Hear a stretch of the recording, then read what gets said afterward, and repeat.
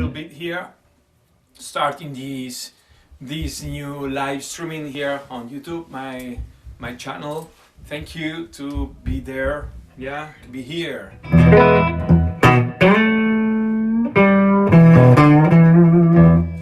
Just more rock, huh?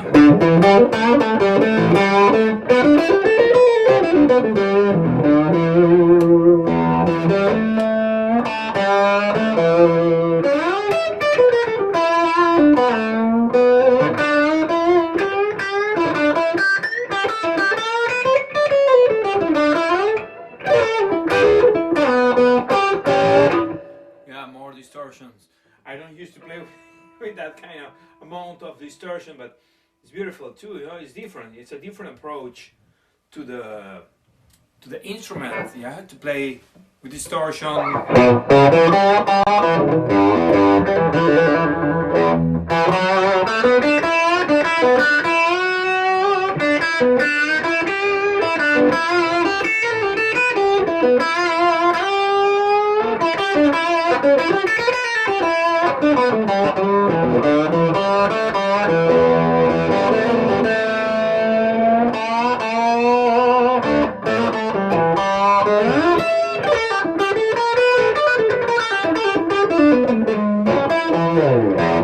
Nice. It's different, huh? Anyways, how are you? Hello. I'm just Rob. How are you? Mateo. Please explain how to play. It's too far on the monitor today, but anyways, 8-bar blues. 8-bar blues. Yes, well, it's really easy. It's one of the variations of the blues sequence. Yeah, and let me check here.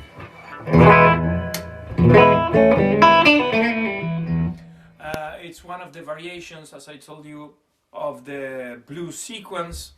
The best example you can follow to play 8-bar blues is the Key to the Highway. Yeah. So, for example, if we play the Key to the Highway, yeah.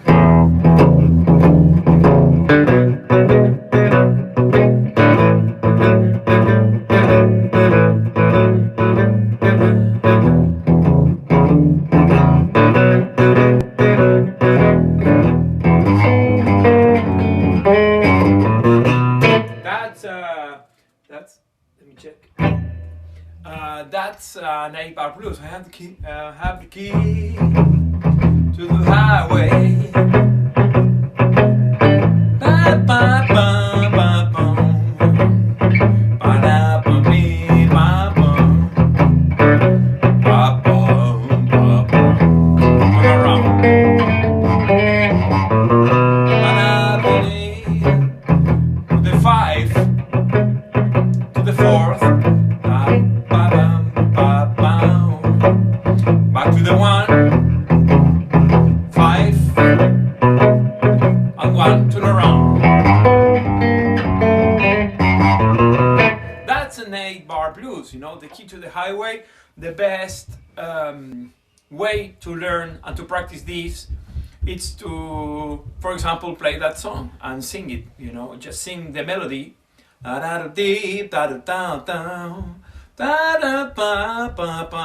Yeah, and play the shuffle and follow the 8 bars. You know, it's I think it's the best way to learn an 8-bar blues. Yeah, don't count. Yeah, don't say okay 4 times on E. I played one bar on it. If you count, you lose swing. Yeah, you lose groove if you have to pay attention to in which bar you are, you know.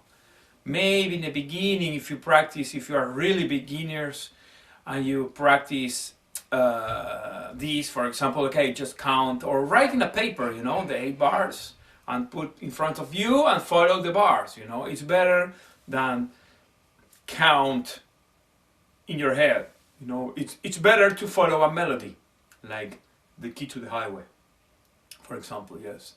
So Joaquim Hello, hi, how are you?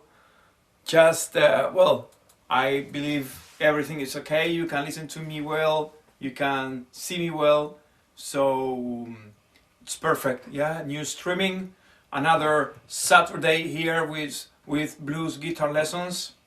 I will check it out here. Just um, just double check. Yes. Just to let you know, I open a new space to share information with you. Is this one? It's a membership. Yeah, Blues Guitar Lessons membership. You can find the link to get access to this membership in the description of this video. Yeah, so it's a special space I opened to share special content with you. There's already a lot of information there. You can find packs of licks, you can find video lessons, yes, PDF files, where I just share interesting or things that I believe are going to make you a better player, you know. Not only blues, technical things like practice, routines to follow. And well, I started this 1 week ago, so or two, 1 or 2. So these are the first steps, but I am uploading information every week here, special information for you. You know, as I told you, it's really cheap. Just yes, Rob, how are you? It's cheap. It's really. I just did it so you can help me too. You can support my work on this channel, and at the same time, I give you super good information. Yes, so just visit the membership space, and thank you very much for this. So the topic today is about learning or how to learn from leaks. Yes. Because I think sometimes it's a little confusing, you know, because all this I say to you is from my own experience, you know, and that I think is the best way to do it. This is how I teach to my students, you know. I want to give you the shortcuts, you know. I don't want you to spend 2 years or 5 years learning things or practicing things that are not good, you know. I just give you shortcuts, and that's why you take lessons with teachers, or you go to about music, a music school, or because a teacher can give you shortcuts, you know, to do and to learn things faster, you know, that maybe of your own it takes more time, you know, and took me, yeah, it's my own experience, you know. So how to learn from leaks. First, personally, I think we have a certain amount of leaks we can remember by heart. At least me, you know, I can't remember 50 leaks, 100 leaks. I don't play leaks. I learn from leaks, which is different, you know. Of course, I have a few leaks that I play since a while when I discovered these things, and they are there, but not too many, you know. They are a few licks I learned by heart, and I'm still remember that things, you know, and I get access to that licks when I want to play them, you know. But the best way to learn from licks and to develop your own vocabulary is to pay attention and to take in mind the mechanic of the lick. First thing, why you like that lick, you know, why you say, wow, I want to learn that lick. Where's the tablature of that licks, yeah, or of that solo, yes. There's a really interesting thing that I heard it from John Mayer, which is, I believe, he put words to some things I had in my head. since many years ago, you know. And he said, trace back why you like the thing and learn the thing that makes the thing you like. Yeah. So trace back why you like the thing, why you like that solo, why you like that player, why you prefer, I don't know, I'm just saying names, you know, BB King than, I don't know, Magic Sam, I don't know, you know, just I'm giving different players, you know, why I prefer more, I don't know, Stevie Ray than Gary Moore, you know, to rock blues players, you know. And you have to take in mind that why you like this and why you don't like, or you prefer this than that. It's not about yes or no, yeah. It's not black or white, it's just gray. So, because I'm, for example, Gary Moore is not one of my favorite players. He's amazing, you know, an amazing player, but even if he's not one of my favorite players, I learned a lot from Gary Moore, and I discovered a lot of things through Gary Moore, you know.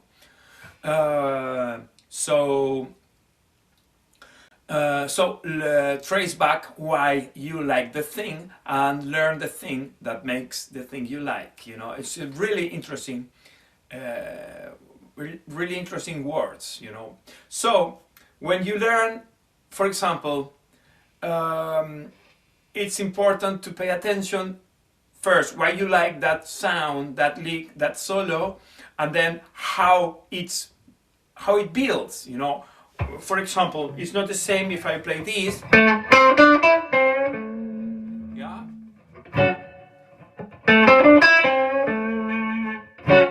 than this, you know, two different things. This is one,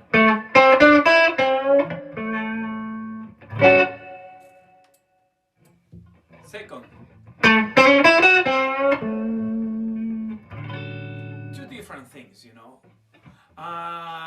The first one, both are similar and both are based are played over using the minor pentatonic scale, you know. The first one, it's more straight minor pentatonic scale. Yeah. And the second one, I add major third and six, you know. That's a major third. That's a six. And I finish in the same way I finished the other one, yeah. So I remember when I discovered, because first, of course, we use only minor pentatonic scale, which is great.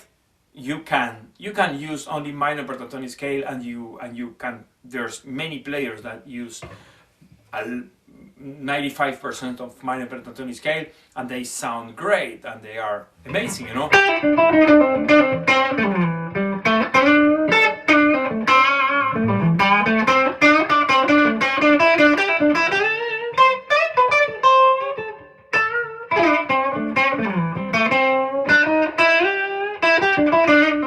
That's minor pentatonic scale, you know.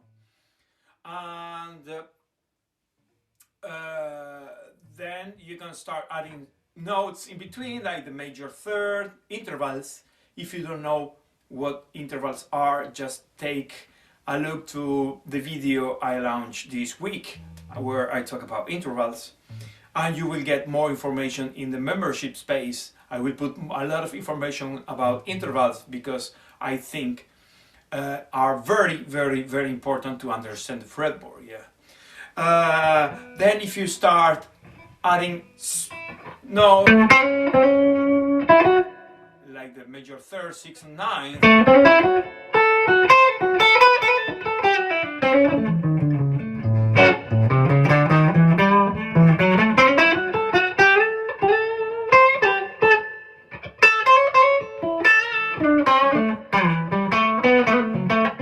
it sounds different, even if I am playing over the minor pentatonic scale net.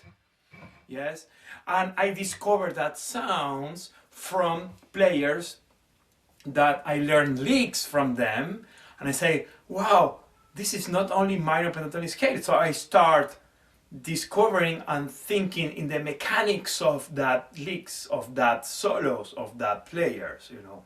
So it's not the same as I told you to play this. Yeah, and we have a lot of different versions using the same 4 or 5 notes around, you know.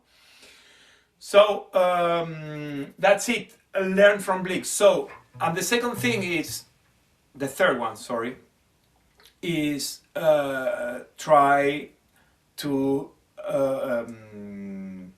use the lick and the motif. Yeah, a lick is a motif. Yeah, try to use that motif to develop different things and different words or different ideas, you know. For example, if we have the, you know, so I know I am playing over the minor pentatonic scale and I'm using that extra intervals, which are the major third and the sixth. So now if I learn only this lick, I can start building new things from here, yeah? Like this, or this. I'm just using the same notes around, but the pivot point, you know, or the key to it's that thing that I like, which is the major third and the sixth. Yeah, because my ear likes me, I like the sound of the sixth and the major third. So I will start all the things I already play, I will start pushing all my vocabulary to the sixth and major third more, because I like it, you know. So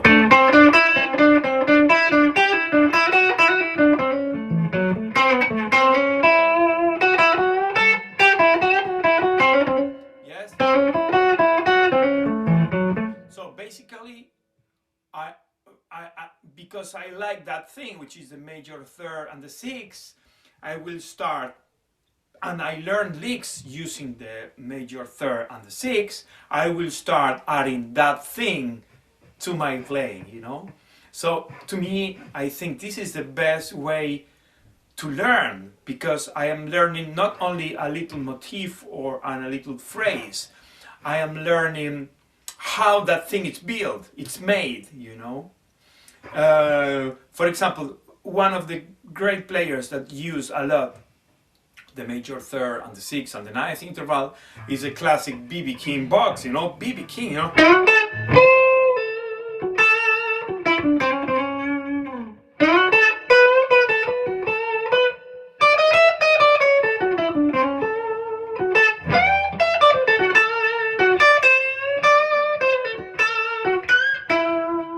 Yeah, so he's playing the major third, the sixth, and the ninth with some little bendings in between to do it more,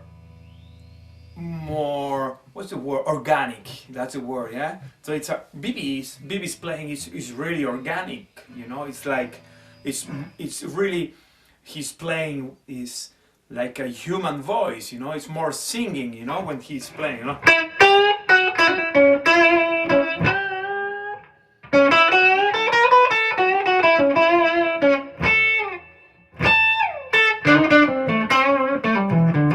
Major third, you know, I learned that from B.B. King. He finished a lot of his ideas on the major third, and I say, wow, that's the major third. I will start adding more major third at the end of my playing. So of course, first I pay attention to a few of B.B. King phrases, motif, licks, as you want to play, how you want to call it, you know.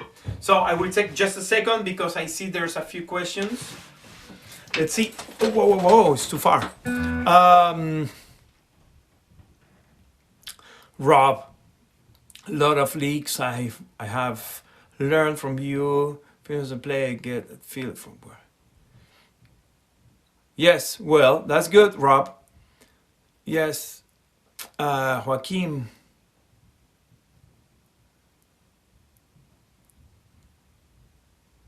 about shuffles, where it's not today the best day to talk about shuffles.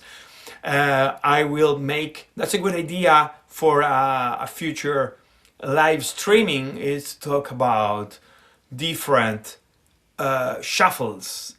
One of the most important rhythms in blues. Yeah, remember, the harmony in blues is not too complicated, but rhythms are the most difficult things to incorporate in your playing. You know, we used to play three chords in blues, but the thing it's a rhythmical thing. You know, so we have different shuffles, we have different slow blueses, and we have different rhythms to play. One of the great rhythm, well, player in general, but he's a master of the rhythmic, it's Kirk Fletcher. You know, pay attention to Kirk Fletcher, learn from his videos, just pay attention to his right hand. You know, it's unbelievable. You know, it's amazing. You know, and there's a few videos he teach now more. You know, that's a good thing of the lockdowns and all this situation. You know, it's like great players than they used to be on tour. They are at home and doing live streamings, teaching things. You know, so it's amazing. We can learn from people like Kid Ramos, I don't know, Kirk Fletcher, Kid Ramos, I don't know, I think Bonamassa is making more live streamings. You know, so okay, I think this is a good place. I'm not so far here. I'm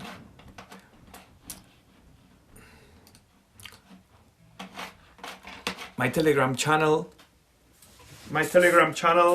I opened this Telegram channel, so it's amazing. Telegram, I love it. Feel, of course, yes. The 6 are in the major pentatonic. Do you think of that, or do mostly think? Yes, Phil. Actually, there's a lesson here on my YouTube channel where I talk about that. I don't think in minor and major. I overlap. I mix them up both, and I call it hybrid scale. It's not minor, it's not major. You know, I don't think, oh, I will play the 6 because so I am playing major pentatonic scale, so I play the 6 and the 9th and the major third. We don't have time to think that. You know, so take a look to my YouTube channel, and there's a few of them videos. How I think that, you know, I used to add that notes to my minor pentatonic scale. Minor pentatonic scale is the spine, you know, is the most important thing. And then I start adding or deleting or moving intervals or notes to switch that into a different scale, or to add to spice to the, as you said, to spice up the playing. You know, so if I am playing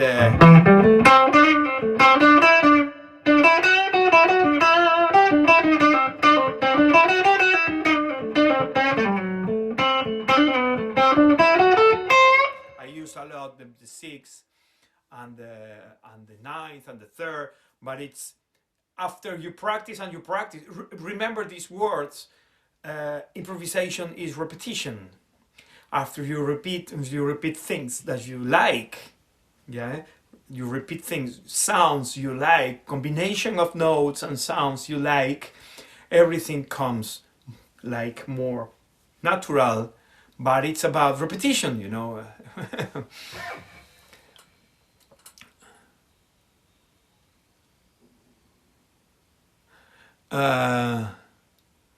More speed. Yes, Gerhard, how are you?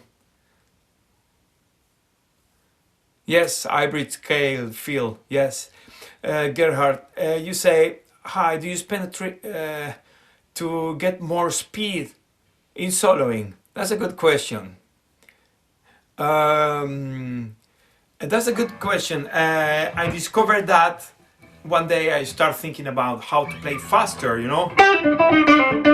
Even I'm not a super fast player, you know. But the thing is, you have to. That's the answer. This is the answer to that question. You have to know where you go. You have to know the path to go faster. And the example I can give you is this one. If you are driving, let's say, remember the life before GPS, yes? No GPS. So if you have to go to point A to point B driving, maybe, and you have to do it, you know, a few times a week, like new work, for example, you know. So you have to, first day, you take a look to the map, remember that maps that with the streets, you know, before GPS live, you know. So you take a look, okay, we'll take this avenue, I have to turn right here, you know, you have an idea of the, so first day you go to the new place, new work, for example, you go very slow, you pay attention to the lights, you pay attention to the streets, you pay attention to the traffic, maybe you turn in a street you don't have to turn, maybe you take an avenue you don't have to take, or maybe you take the highway and you took the wrong exit. No, so first week maybe it's going to take a long and you are going to drive really slow. But the second week you know better the path, you know better. So you will go faster, you know, because you already know, yeah, in the way, yeah, the path you have to take, the route, yeah.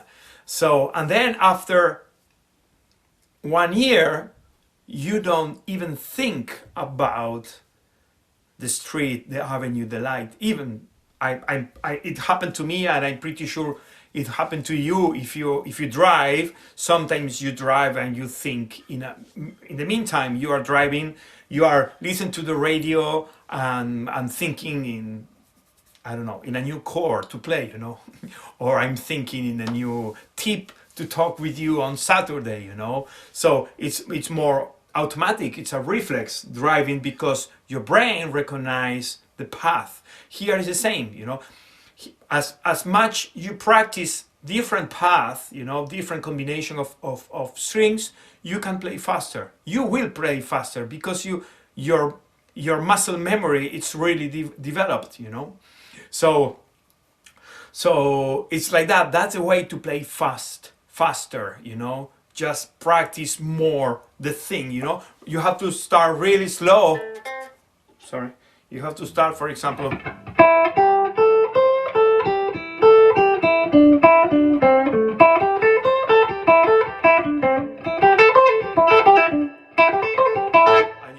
and you develop the speed because you know the path, you know what are you going to play, you know. That's my humble opinion. That's the way I learn. Maybe there's different techniques, or maybe someone can say no, it's not like that. I don't know.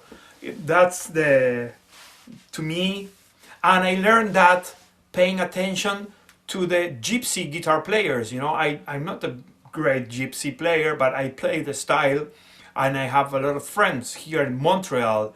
Gypsy jazz is really strong. I know Dennis Chang, which is, if you are there, Dennis, how are you? He's a great teacher player, you know. And it's like that. You have to start really slow, and then you can speed up as more confident you feel, you know, with the thing, you know. There's no, if you don't know what to play, you can't play fast, you know. Okay, so that's it. Learning from leaks is the topic today. Oh yes, before I forget, I opened this Telegram channel. If you use Telegram, just you can find the group. It's free and it share information with you. If you have Telegram, the link of the group is here in the description of this video. Just take a look, and I just share information with my Telegram followers for free, of course. Yeah, I have the membership program. It's paid, and well, I put more heavy information, you know, like. But anyways, I just want to share as much as possible with you. And learning from leaks is a topic today, and I will put here. Okay.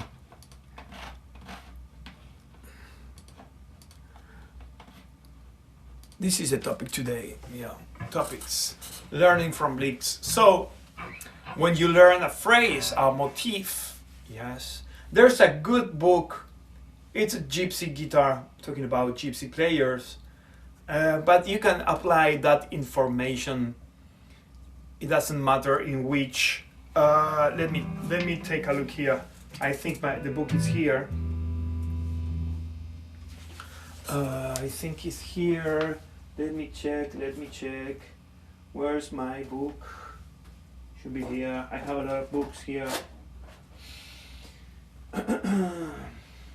Where are you? Well, I can't find it now. I don't know where it is. It's a green one book. It's from... yes, it's here. This is a great book. Even if you don't play, gypsy jazz, this is a great book. I learned a lot from this book, and I apply this information into my blues playing, you know, getting into gypsy jazz by Stefan Brambell. You know, Stefan Brambell, it's an amazing. I had the chance to see him live here in Montreal. There's a upstairs jazz bar 3 years ago. If you have the chance to see live, Stefan is great. He made music for many Woody Allen movies, and well, it's an amazing player, you know. But I learned a lot from him here about motif, about licks, how motif, you put together motif and you create a phrase, you know.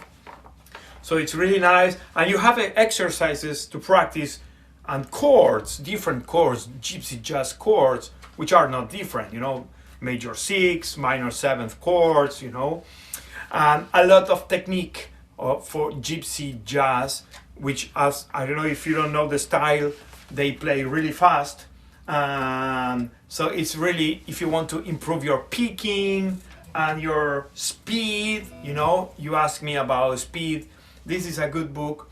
And there's a chapter he talk about phrases, which are licks, yeah, and motif, you know.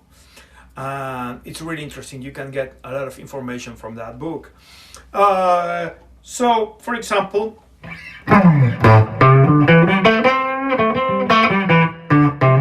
major third again. That's how I start adding major third, 6th and 9th over the pentatonic scale, you know, because I like that sweet sound, yeah. And when I discover which notes or intervals were used to play that sounds, I don't copy things. I just unlocked the information and I use that information into my playing, you know. Actually, I'm not a good tablature licks learner, you know.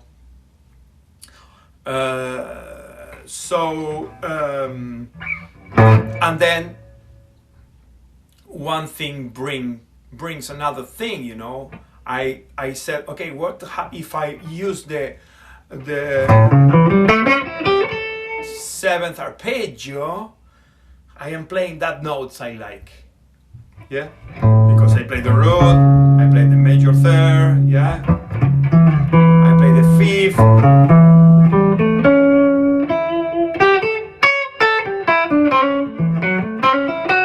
So it's a really step by step, you know. But the thing it should be clear in your head is the thing you like, you know. That's a bad thing. That's the key to me. Yeah? Then I start learning a lot from Ronnie Earl.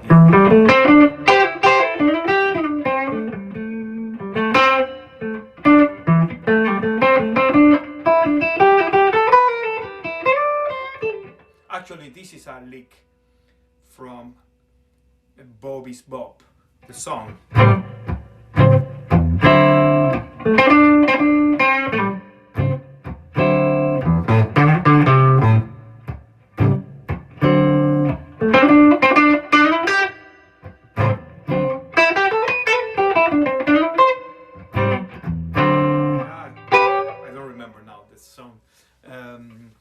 But there's a few licks I learned a lot because Ronnie is an amazing and great player, and the most important thing is he plays in the 90s. He played a lot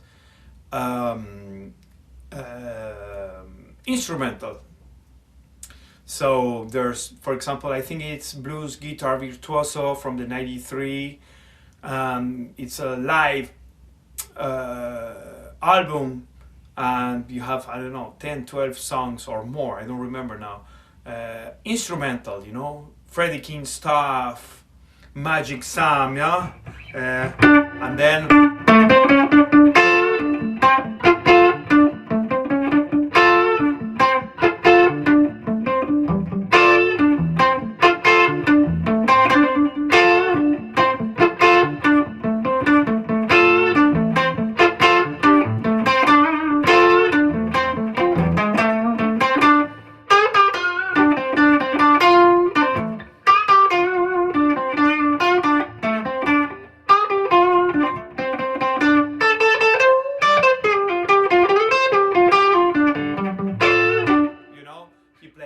a lot of Freddie King there, and he plays, what else? I don't remember now, it's been a while.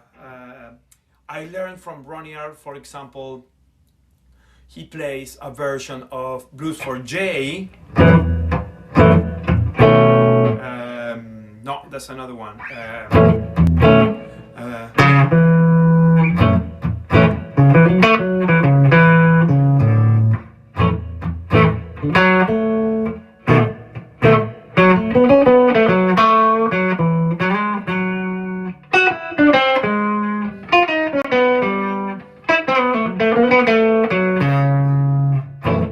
So that's an amazing. I learned a lot from that. That's a song, you know. But you start for the free flat sharp,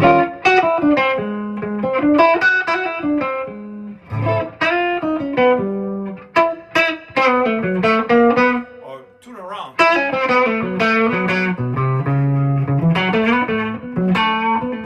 So I learned the phrasing, you know, the phrasing, how Ronnie plays, you know, that phrasing, that the vocabulary, you know. Actually, I prefer to learn, I think the words, the one word, if I have to define or say one word about this, is learning the mechanic of that player, you know, of that sound, of that combination, of that lick, of that solo, you know, the mechanic, which notes are playing that I like, why I like, you know.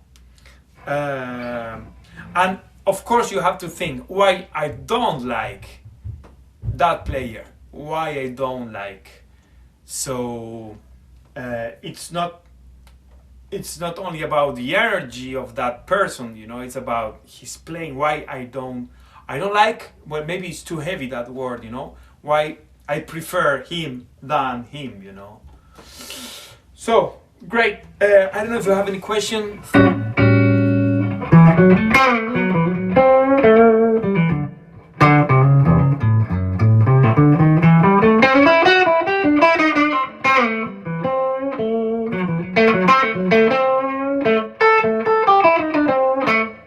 put distortion.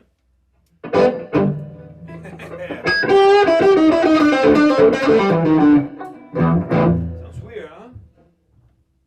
More.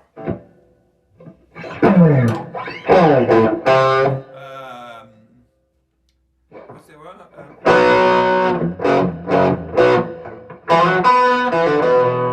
Johnny Winter.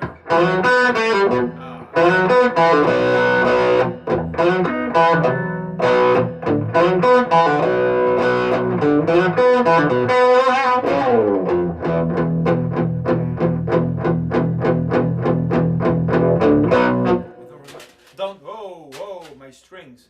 Don't take advantage of me is the name of that song. If you don't know it, just go for it.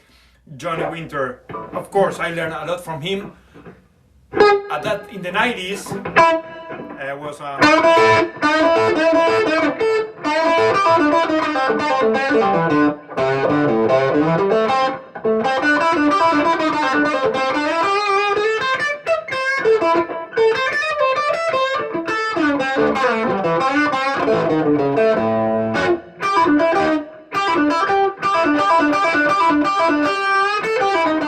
yeah, that's Johnny Winter stuff, you know. I learned a lot from him. But then, of course, he's an amazing, what can I say, yeah? But he's not one of the players I like the most because of his too minor pentatonic scale, you know. When he plays blues rock, then when he plays only blues, that's a different Johnny Winter. Or when he plays slide, you know, that's an amazing. That's amazing when Johnny Winter plays slide, you know. Well, Phil, that's the key, you know. There's no tip. My advice is learn the mechanics of the lick. Why you like that lick? Which are the notes of that licks that make the difference, you know, and try to add that mechanic to your playing, you know.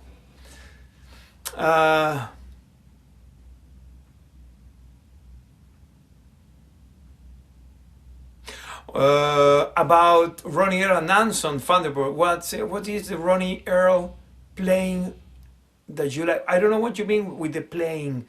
I like from Ronnie, he's a Strat, super reverb, clean player, you know, and super clean, and that's amazing to me. That helped me a lot to develop my own, to find the tone. Yeah, that's the word.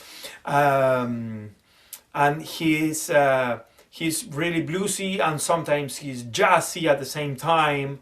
You know, and I like a lot of the versions Ronnie Earl play of classic of blues, as I told you a few minutes ago. Freddie King songs, Magic Sam, yeah, that he plays something like that.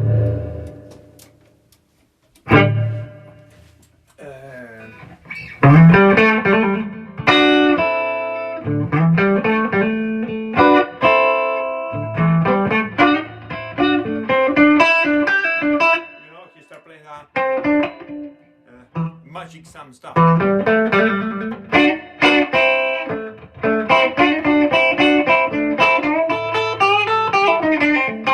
know, that's what I learned from Ronnie, you know, that clean version of the classics, you know, and a lot of things more, you know. There's a I don't remember the song. Ronnie plays.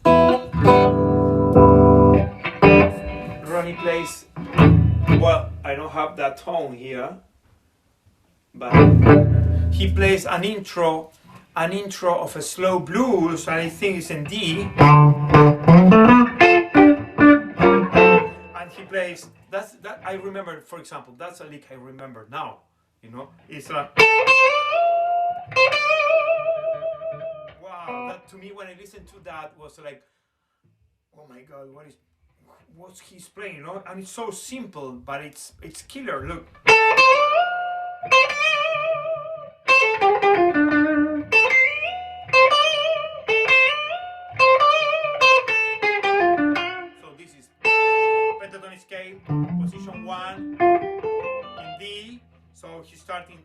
second string, and from here, one tone and a half bending, you know.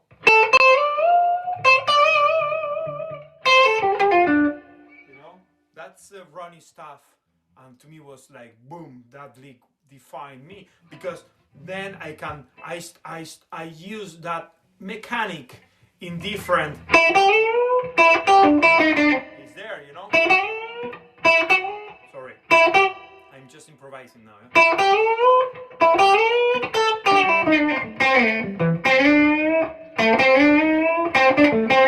It's there, you know. It's there, you know. You listen to it, yeah.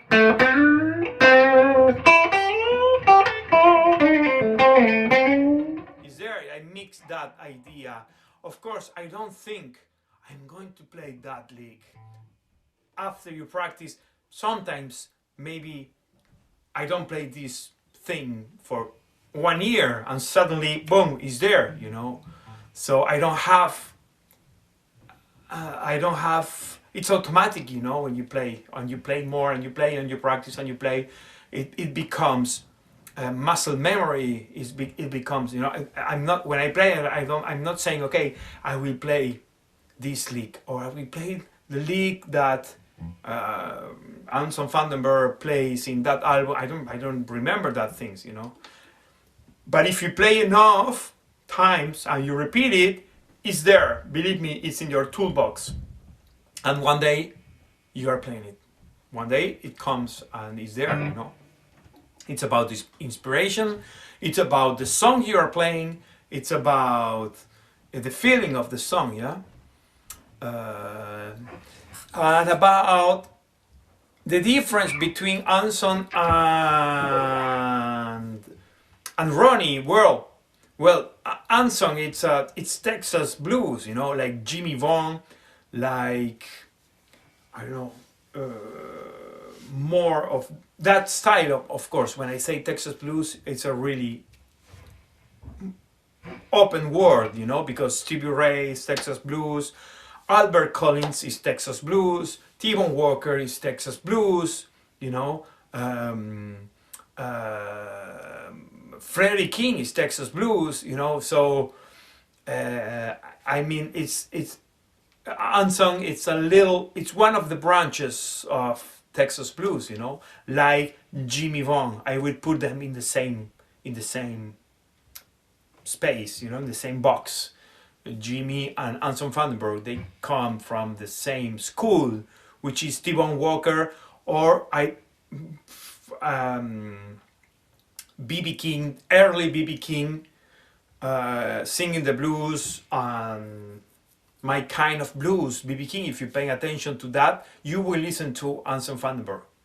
If you listen to that early 50s B.B. King albums, you will listen to, when I listen to it and say, wow, I know where Anson Vandenberg learned. You know, he developed his style from that old albums, you know.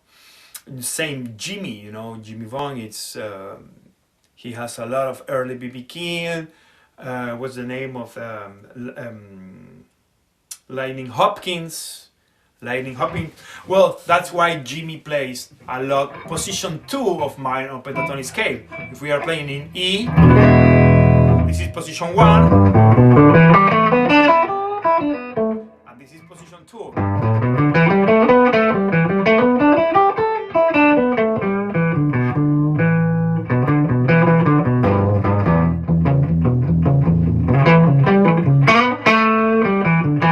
Immediately sounds Jimmy Vaughan, yeah? For example, it's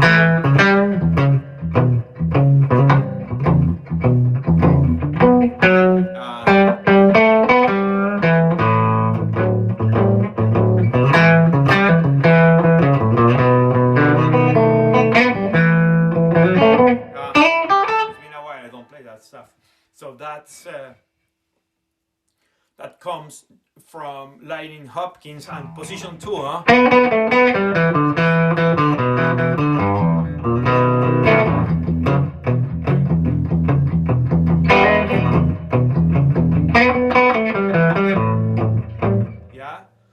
That's just, if you don't use position 2, believe me, it's a killer position. Is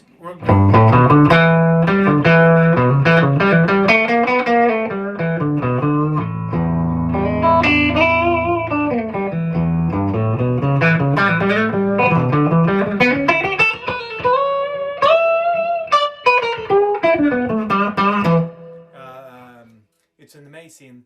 The difference, well, between Ronnie and Anson, they are different players.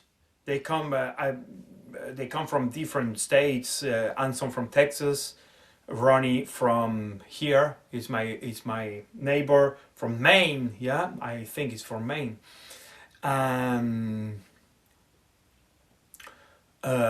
They are clean. They use super reverbs. They use strats. These are a thing in common, but the playing is different. It's completely different. Their approach to the blues is different. You know, I like Anson. It's great. I learned a lot of things from Anson, but the thing, the lick or the idea or the mechanic or the motif I learned from Anson, it's, for example, we are playing a slow blues in A, and when you go to D, the fourth degree, Anson used to play.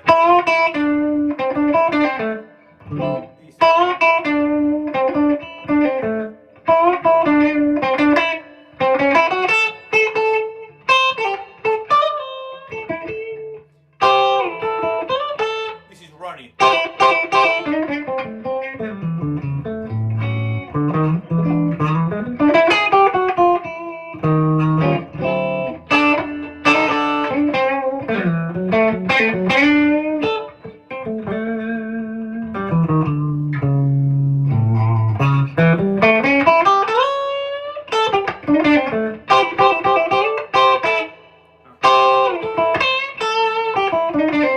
So I don't know.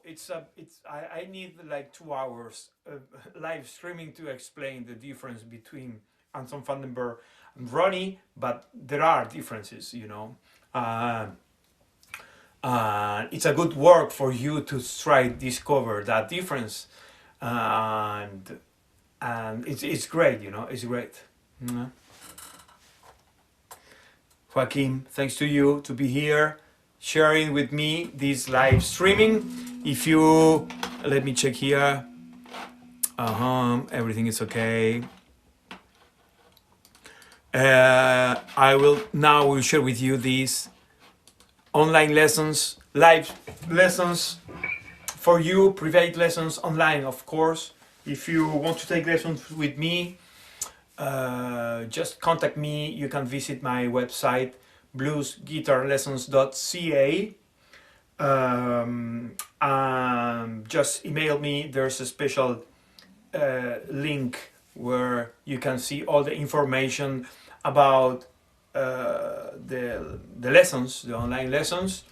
Well, each student is different, and so I try to adapt all the information I can give you to you, yeah, to your playing, to your level, to your skills, and you have to tell me what you want to improve, yeah, so we can work together, yeah. So bluesguitarlessons.ca, you can take lessons, online lessons with me, yeah. And well, great, a lot of people, a lot of questions today. Amazing, yeah, amazing. I couldn't believe this, yeah. I started with my YouTube channel in 2012, and I remember my first 10 subscribers, and then 100. Yeah, that's great, that's great. And now there's people watching me live. Amazing. So great. I believe it's 1 hour already. Wow, times fly. So this is the lesson today. This is the live streaming, learning from licks. How to learn from licks, you know. So thank you very much. See you next Saturday, same time, same channel, here on YouTube at 2 p.m. East time. And thank you, yeah.